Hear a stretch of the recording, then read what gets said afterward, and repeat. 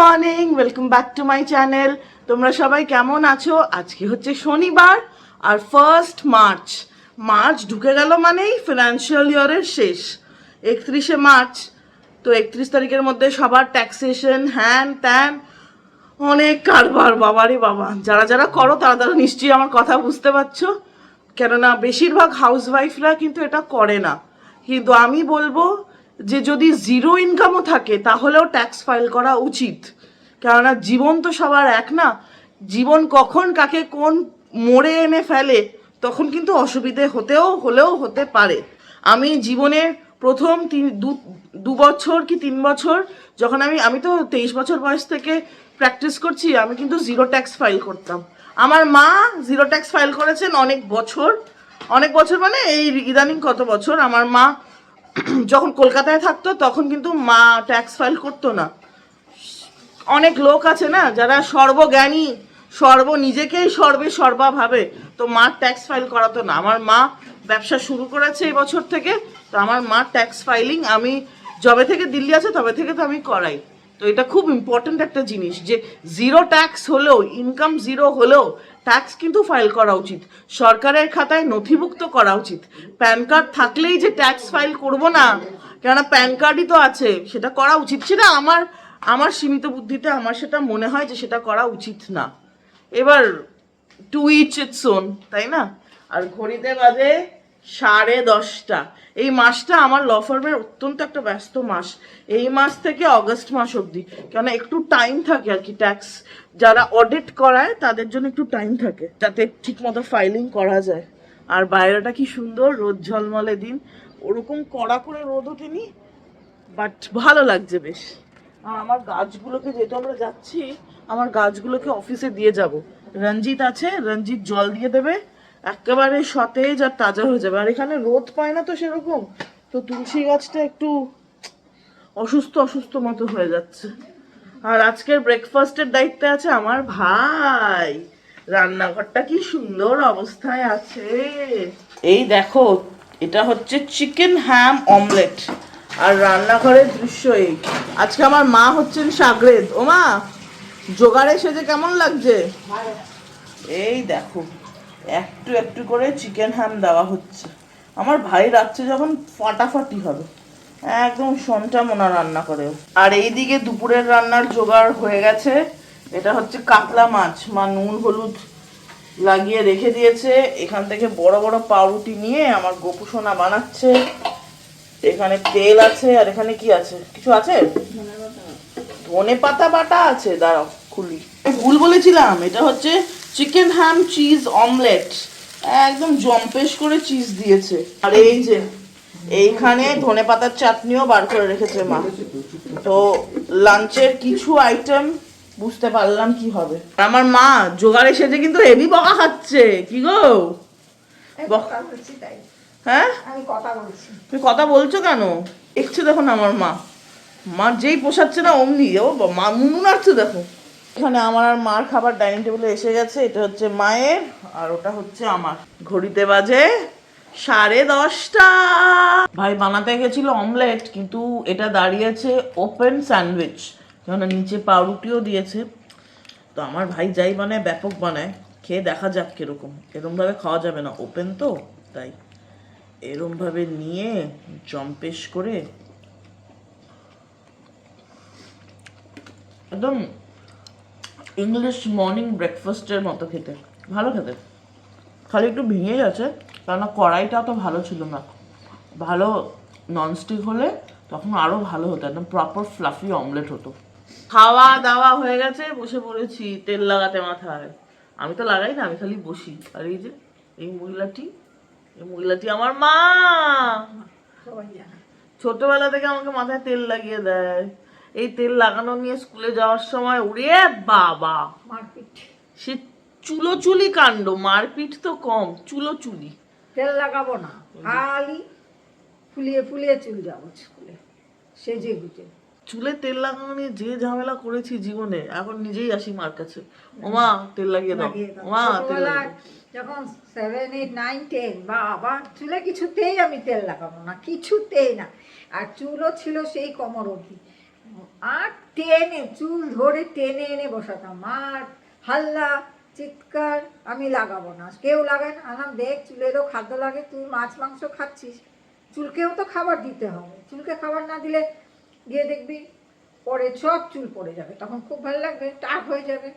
তখন না না, তখন একটু সময় ঠিক, আবার যে কেসে এই করে করে আমি তেল দিতাম ওকে, বাপরে।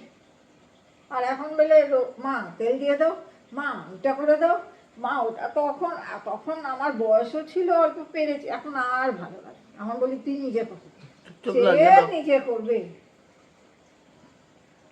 কেন করবো আমি, কেন করবো? আমাকে শেখাওনি করা, আমার বলেছে আয় তেল লাগিয়ে দেই, ব্যাস। ব্যাস, তুমি আমার অভ্যাস খারাপ করেছো, তো আমি এখন ছেড়ে থরি দেবো? অভ্যাস খারাপ। না, আমার তেল লাগাতে হাতে না একটু আমি যখন একা থাকতাম তখন আমি আমার বাড়িতে যে আমার হেল্পিং হ্যান্ড ছিল দিদিগুলোকে বলে দিতাম, ওরা লাগিয়ে দিয়ে যেত।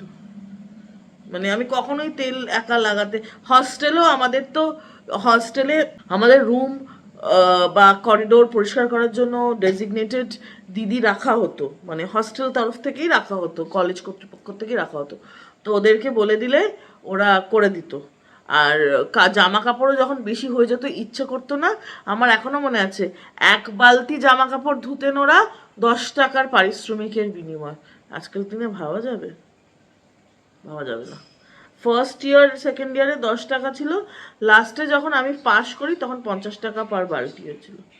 তো দে ভাই, সারা সপ্তাহ জামা কাপড় চোয়াতাম। কত কিছু করেছি জীবনে। হস্টেল লাইফ হচ্ছে সবচেয়ে সুন্দর life, I miss it, I really miss it. আমরা সব বন্ধুরাও এত ওয়েল কানেক্টেড এখনো, যখন যার ইচ্ছে হয় আমরা আগে থেকে ক্যালেন্ডার বুক করি যে এই দিন এই এতটার টাইমে সবাই ভিডিও কলে। কেন, অনেকে বাইরে থাকে, নানা শহরে থাকে, অনেকে একদম প্রত্যন্তর গ্রামেও কাজ করছে, এনজিও বা সরকারি চাকরি, অনেকে আইএস অফিসারও হয়েছেন।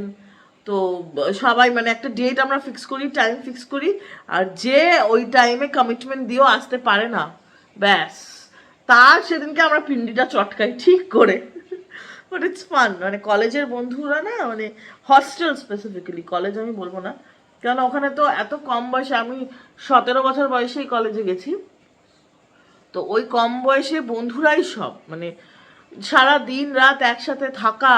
আর আমি তো পুরো কলকাতা থেকে গুজরাট গেছি, তো পুরো ডিফারেন্ট কালচার, ডিফারেন্ট অ্যাটমসফিয়ার, আমার অ্যাডজাস্ট করতে সত্যি খুব কষ্ট হয়েছিল। কিন্তু তাও আমি বলবো যে আমার হস্টেল জীবন শ্রেষ্ঠ পিরিয়ড অফ টাইম।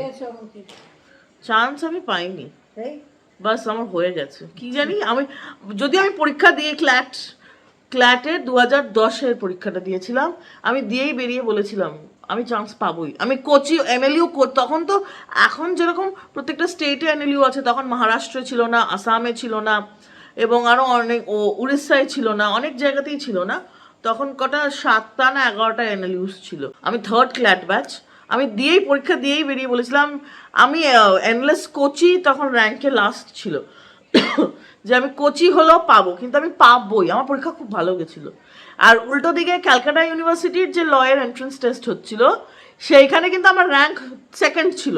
মানে যখন এসছিল এক্সাম রেজাল্ট, তখন আমি অবাক হয়ে গেছি যে আমি 2nd কী করে হলাম। আমি পরীক্ষা দিয়ে কাঁদতে কাঁদতে বেরিয়েছি, এটা বলতে বলতে যে আমি পারবো না। আর সবাই বলে সিউর পরীক্ষা সোজা, বাট আমি রীতিমতো কাঁদতে কাঁদতে বেরিয়েছি যে আমি পারবো না, আমি ভীষণ বাজে পরীক্ষা হয়েছে, হ্যাঁ চান্স তো পাবোই না, আমি আনসার ঠিক মতো লিখতে পারিনি, হ্যান দেন অনেক কান্নাকাটি করতে করতে বেরিয়েছি। আমার এখনো মনে আছে আমার পরীক্ষা হয়েছিল হাজরাতে, তাহলে সেন্ট লরেন্স হয়েছিল ক্ল্যাটের পরীক্ষা, ওইটা হাজরাতে নাহলে আশুতোষ কলেজে হয়েছিল, এরকমই কোথাও একটা হয়েছিল, হাজরাতেই হয়েছিল, হ্যাঁ। তো তখন মানে আমি কাঁদতে কাঁদতে বেরিয়েছিলাম, বাট যখন রেজাল্ট বেরিয়েছিল আমার র্যাঙ্ক 2nd ছিল সিইউতে। আর জিএনএলইউতে যখন ক্ল্যাটের রেজাল্ট বেরিয়েছিল আমার র্যাঙ্ক 123 ছিল। আর এগুলো মানে জীবনের কিছু কিছু শ্রেষ্ঠ মুহূর্ত। 2010 উচ্চ বিশ্ববিদ্যালয়ে প্রবেশ আমার। চলো, চুলে তেল লাগানো হয়েছে, মা এখন রান্না করবে, আমার অফিসের বেশ কিছু কাজ আছে, সেগুলো শেষ করবো এক এক করে। তোমাদের সাথে আবার কিছুক্ষণ বাদে দেখা হবে। ঘড়িতে এখন বেজেছে কটা, প্রায় 3:10, মানে ওই 3টেই ধরা যাক। তো এতক্ষণ ধরে কাজই করলাম, আমার সব কাজ শেষ হয়নি। 3টে কাজের মধ্যে একটা হয়ে গেছে, ওটা পাঠিয়ে দিয়েছি ক্লায়েন্টকে। আরেকটা অর্ধেক হয়ে আছে। একটা ছোট ইনফরমেশন, কর্ণাটকার আমার যে ল অফিসটা আছে, মানে আমাদের অপারেশন তো অল অ্যাক্রস দ্য কান্ট্রি চলে, তো ওখানকার যে কাউন্টার পার্ট, ওর থেকে একটা ইনফরমেশন আসা বাকি আছে, তারপর ওটা কমপ্লিট হয়ে যাবে। আর আরেকটা কাজ, খেয়ে উঠে বসবো। আর আমার চুলের এরকমই অবস্থা, কারণ স্নান তো করিনি এখনো, কখন করব জানি না।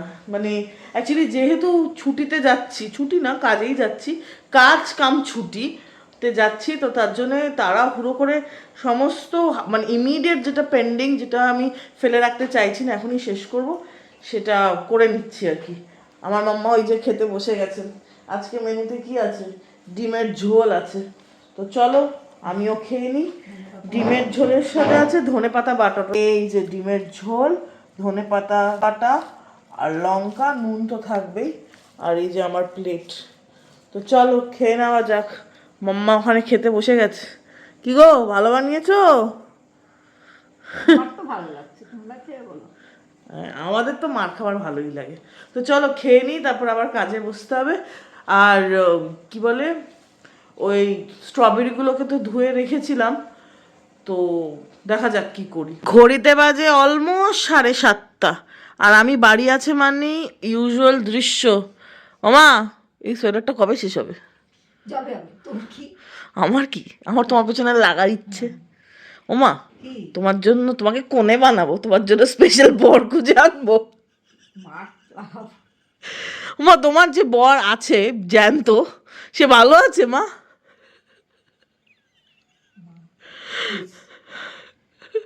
আমার সিরিয়াস হয়ে যায়। মা, তুমি কলকাতা কেন যাচ্ছ? আচ্ছা, গাজীপুর ফ্রুট মার্কেটে, ভেজিটেবল মার্কেটে গেছিলাম না, ওখানে গিয়ে তো স্ট্রবেরি কিনে এনেছিলাম, স্ট্রবেরি আর কর্ন। স্ট্রবেরি তো বেশি দিন রাখা যায় না, এই যে। আর এটা কিনেওছি একটা স্পেশাল চকলেট বানাবো বলে, ভুলেই গেছি, ভাই মনে করালো।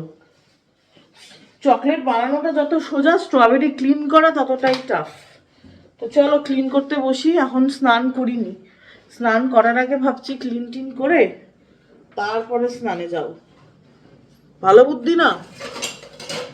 এটাকে ক্লিন করাটাই হচ্ছে সবচেয়ে বড় চ্যালেঞ্জ। তো চলো কি করে আমি স্ট্রবেরি ক্লিন করি তোমাদের সাথেও শেয়ার করি। এরকম একটা বড় বাটিতে জল ভর্তি করে নিয়েছি। তারপরে এই যে স্ট্রবেরির প্যাকেট, এটাকে খুলবো। এই যে স্ট্রবেরির প্যাকেট খুললাম। এখানে 1টা, 2টো, 3টে, 4টে, 5টা, 6টা, 7টা, 8টা, 9, 10, 11, 12, 13, 14, 15, 16, 17টা স্ট্রবেরি আছে। এই সবটা ইউজ করে নেব। এরপরে যেটা ইম্পর্টেন্ট জিনিস দিতে হবে সেটা হচ্ছে এই যে বেকিং সোডা, যে কোনো ব্র্যান্ড দিলেই হয়। আমি কেক বানাই যেটা দিয়ে সেটাই দিচ্ছি, কেননা স্ট্রবেরিতে সবচেয়ে বেশি পেস্টিসাইড ইউজ হয়, সবচেয়ে বেশি পোকা হয়। তো এরকম 1 চামচ আর 1 চামচ দিয়ে 15 মিনিট রেখে দিতে হবে। আমার মন বলছে 1 চামচ দিলে ভালো হয়, 3 চামচ দিতে নেই, এই জন্য অল্প করে 1 চামচ ব্যাস দিয়ে এবার 15 মিনিট রেখে দিচ্ছি। বেকিং সোডা জলে চুবিয়ে এটা ভালো স্টার দিতে হবে। আস্তে আস্তে জলে দেখা যাবে প্রচুর পোকা বেরিয়ে আসছে, আর যে পেস্টিসাইড সেটাও বেরিয়ে যাবে। তারপরে ভালো করে কলের জলের নিচে ধুতে হবে। এখন প্রায় আধ ঘন্টা হয়ে গেছে, আর সারা দিকটা কিরকম অন্ধকার অন্ধকার, কেননা সূর্যি মামা তো সেরকমভাবে ওঠেননি আজকে, তেজ নেই। তো এটার থেকে মনে, হ্যাঁ হ্যাঁ হ্যাঁ, পুরো ব্রাউন ব্রাউন ব্রাউন ব্রাউন সব নোংরা বেরিয়ে গেছে। তোমাদেরকে আমি ব্যাক ক্যামেরা করে অবশ্যই দেখাচ্ছি। এই যে দেখো, অনেক কালো কালো কালো কালো সব বেরিয়েছে। এবার এটাকে ভালো করে রানিং ট্যাপ ওয়াটারে ধুতে হবে। এরকম করে সব জল আগে ফেলে দিই, কত নোংরা জল। আমার নিত্য নতুন রান্না করার খুব শখ, আর সেই প্রসেসেই কত নতুন জিনিস যে শিখি। এই যে স্ট্রবেরি ধুতে হয় এরমভাবে, যদিও আমি শিখেছি ভাইয়ের থেকে, কিন্তু একটা নতুন জিনিস শিখলাম আর তোমাদের সাথেও শেয়ার করলাম। ভালো করে জলের তলায় ধুয়ে নিয়েছি। এইবার এটাকে আমি এখন ভালো করে শুকোতে দেবো। এমনিতেই স্যাঁতস্যাঁতে ওয়েদার, তাই জন্য বারান্দাতেই দিয়ে গেলাম। ওয়েদারের কন্ডিশন এই, ঘরে দিলে শুকোবেই না, এই জন্য থাক, 2-3 ঘন্টায় ভালো মতো শুকিয়ে যাবে। এই যে দুপুরে স্ট্রবেরিগুলো পরিষ্কার করেছিলাম, ভালো মতো শুকিয়ে নিয়েছি। এখন বাজে প্রায় রাত 9টা। এখন বানাবো স্ট্রবেরি চকলেট। অনেকদিন ধরেই ভাবছিলাম বানাবো, শীত প্রায় বেরিয়েই গেছে, এখন তো মার্চ মাস। তো চলো আজকে এগুলো বানানো যাক। তো এটা বানানো খুব সোজা, যেটা করতে হবে হচ্ছে অ্যারেঞ্জমেন্ট, লিকুইড হোয়াইট চকলেট আর লিকুইড ব্রাউন বা ডার্ক চকলেট। তো আমার কাছে এরকম লোকাল ডেয়ারি মিল্কের ব্র্যান্ড, মানে কোনো ডেয়ারি মিল্ক না বাট ওটারই কপি লোকাল ব্র্যান্ড এরকম চকলেট আছে। এটা আমি ব্রাউন চকলেট হিসেবে ইউজ করব। তোমরা কিন্তু সিল্ক বা ক্যাডবেরি নর্মাল চকলেট দিয়েও বানালে আরও বেশি ভালো হবে। আমি ওটা আনাতে পারতাম, কিন্তু যখন বাড়িতে এগুলো অনেক আছে, ভাই কেক বানাবার জন্যই এনেছিল, তো তাই জন্য ভাবলাম এগুলো চকলেট বানাতে ইউজ করি। আর হোয়াইট চকলেটের জন্য মিল্কি বার, ব্যাস হয়ে গেল। তো আগে এগুলোকে ডাবল বয়লার মেথডে মেল্ট করব। তো সেটা কি করে করি,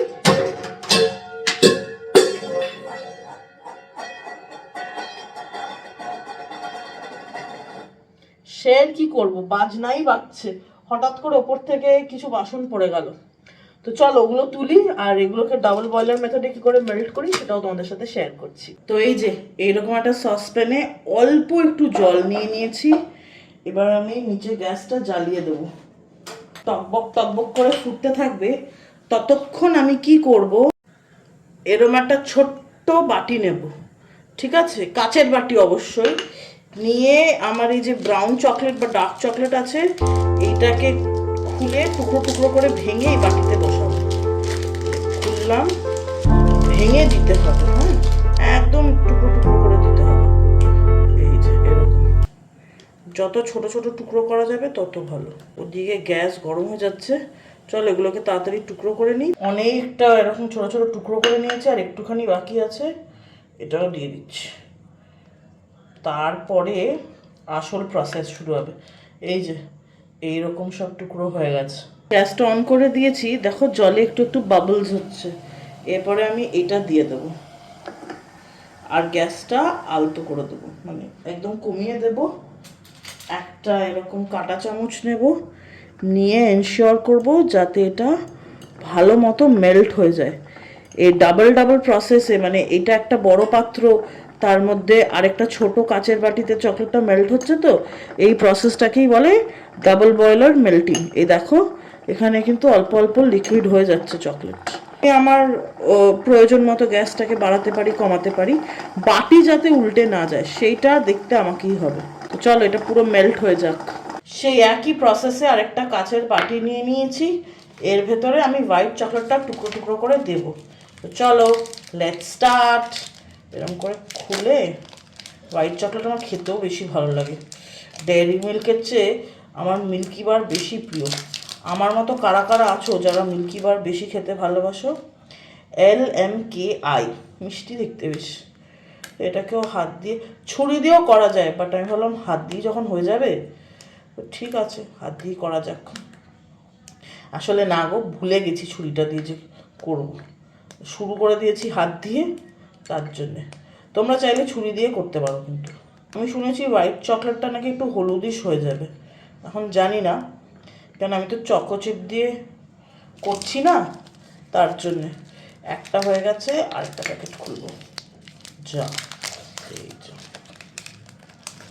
আমি নিজে না খেয়ে এটা যে এরমভাবে ভাঙছি, এটাই অনেক বড় ব্যাপার। আমি ভীষণ ভালোবাসি জানো হোয়াইট চকলেট খেতে, স্পেশালি মিল্কি বার। গন্ধেতেই মনে হচ্ছে বাও। এখন যেহেতু দুধ অতটা খাই না, মিষ্টি খাওয়া পুরোপুরি বন্ধ করতে পারছি না, চকলেট খাওয়া অনেকটা কমিয়ে দিয়েছি। দেখা যাক, একদিন নিশ্চয়ই সেটাও পারবো পুরোপুরি বন্ধ করতে। তো চলো হয়ে গেছে, এবার এটাকেও ডাবল বয়লার মেথডে মেল্ট করে নেব। আবার গ্যাসটাতে গরম জল বসিয়ে দিয়েছি, দেখো অল্প অল্প রিপল শুরু হয়ে গেছে। আর বেশি দেরি না, এটা এখনই বসিয়ে দেবো। আরেকটা চামচ দিয়ে এখন এটাকে পুরোপুরি মেল্ট করে নেওয়ার অবধি অপেক্ষা। আস্তে আস্তে কিন্তু মেল্ট হচ্ছে, দেখো এই দেখো আস্তে আস্তে কিন্তু মেল্ট হচ্ছে, এই যে। তো চলো এটাকেও পুরোপুরি মেল্ট করে নেব। এখানে আমার হোয়াইট চকলেট একদম মেল্টেড হোয়াইট চকলেট হয়ে গেছে এটা এখন। আর এইটা তো ব্রাউন চকলেট বা ডার্ক চকলেট আগেই দেখালাম। আর এইখানে সমস্ত স্ট্রবেরিজ ধুয়ে রাখা আছে। এইবার চলো প্রসেসটা স্টার্ট করা যাক। আমি নিয়ে নেবো টুথপিক, আমার কাছে অনেক কটা টুথপিক আছে। প্রত্যেকটা স্ট্রবেরির জন্য একটা করে টুথপিক। খুব সিম্পল প্রসেস, এমন কিছু আহামরি না। এই একটা টুথপিককে এরমভাবে এটার মধ্যে আটকে দিলাম, ঠিক আছে। এইবার এটাকে এরকমভাবে একবার ডিপ করব আমি হোয়াইট চকলেটে, আরেকবার ডিপ করব আমি ডার্ক চকলেটে, ব্যাস হয়ে যাবে। মাল্টিপল কোটিং দিতে হবে, তবে গিয়ে ভালো লাগবে। এইটাকে নিয়ে এইরকম, যতটা সহজ ভেবেছিলাম ততটা সহজ নয়। আসলে কি জানো তো, আমি বুঝলাম যে মাইক্রোওয়েভ থাকলে আরও ইজি হয়ে যেত। আর এরকম একটা সাদা প্লেটে, যে কোনো প্লেটে সাজিয়ে রেখে দেবো। তো চলো ঝটপট করে বাকিগুলোও করে নিই। আরেকটা ভুলও করেছি, এরকম বাটিতে যদি মোল্টেন চকলেটটা না নিয়ে কাপে নিতাম তাহলে ডিপ করতেও সুবিধে হতো। প্রথমবার বানাচ্ছি, এই ভুলগুলো থেকেই তো শিক্ষা নেওয়া। পরের বার আরও ভালো হবে আর একটু কম মেসি হবে। আমার আবার পরিষ্কার রান্নাঘর একটা ম্যানিয়া, কিন্তু একটু তো মেসি হয় চকলেট বানাতে গেলে। বাট আমি মোটামুটি এরকম সব করে ফেলেছি, স্ট্রবেরি ডিপ করেছি। এখন এটাকে ফ্রিজে, আমার মনে হয় এটাকে 8 থেকে 12 ঘন্টা রেফ্রিজারেটরে ডিপ ফ্রিজে রাখলে শক্ত খটখটে চকলেট হয়ে যাবে। তো চলো আজকে এটা ঢুকিয়ে দিচ্ছি। ঘড়িতে এখন বেজে গেছে 10টার পার, প্রায় 10টা 15 থেকে 20 ঘরে কাটা।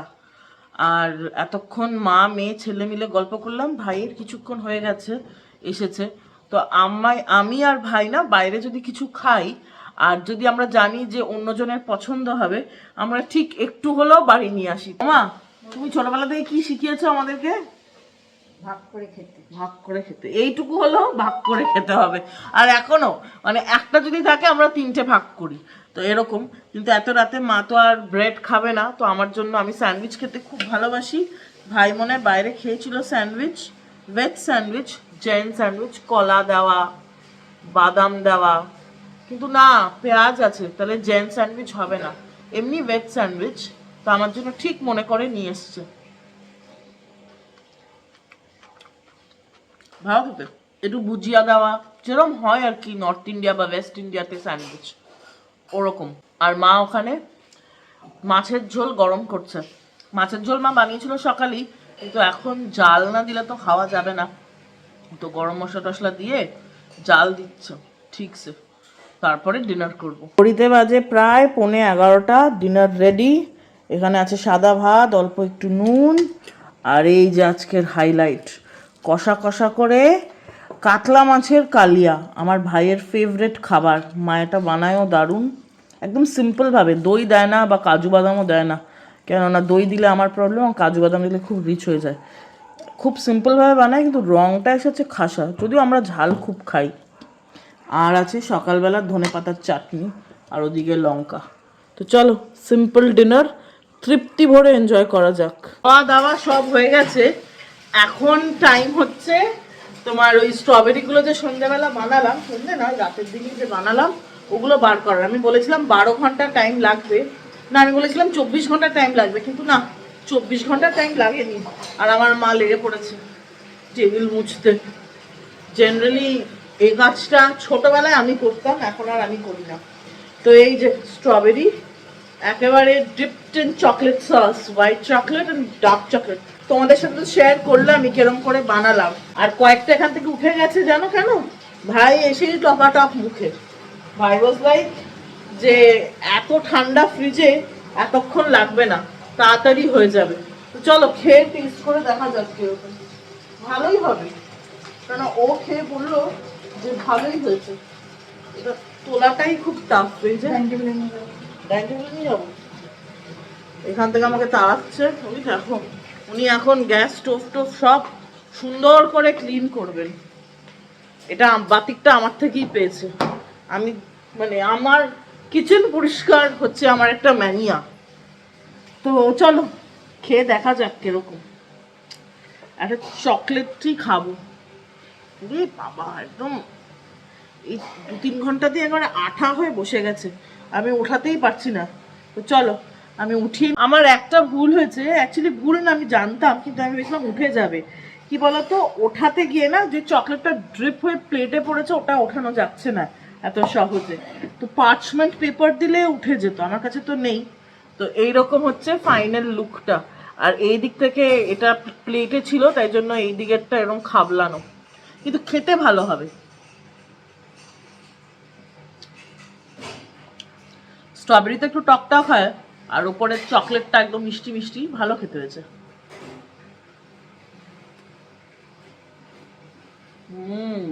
স্ট্রবেরি না রাসবেরি বোঝা যাচ্ছে না। এটা কিন্তু বিদেশের একটা খুব জনপ্রিয় চকলেট, এরম ভাবেই বানায়। আমিও অনেক ভিডিও ঘাটাঘাটি করে দেখলাম। তো চলো, ভালো লাগলে এই ভিডিওটা অবশ্যই করে লাইক করো আর চ্যানেলটা সাবস্ক্রাইব করো। আজকের ভিডিওটা আমি এখানেই শেষ করছি। দেখা হচ্ছে খুব শিগগিরই একটা নতুন দিনে একটা ইন্টারেস্টিং ব্লগের সাথে। ততক্ষণ তোমরা সবাই নিজের শারীরিক এবং মানসিক স্বাস্থ্যে খুব ভালো খেয়াল রেখো। নিজের মনটাকে ভালো রাখার দায়িত্ব এবং গুরুত্বপূর্ণ কর্তব্য শুধুমাত্র আমাদেরই হচ্ছে। তাহলে চলো আজকে এখানেই। Good night, bye bye.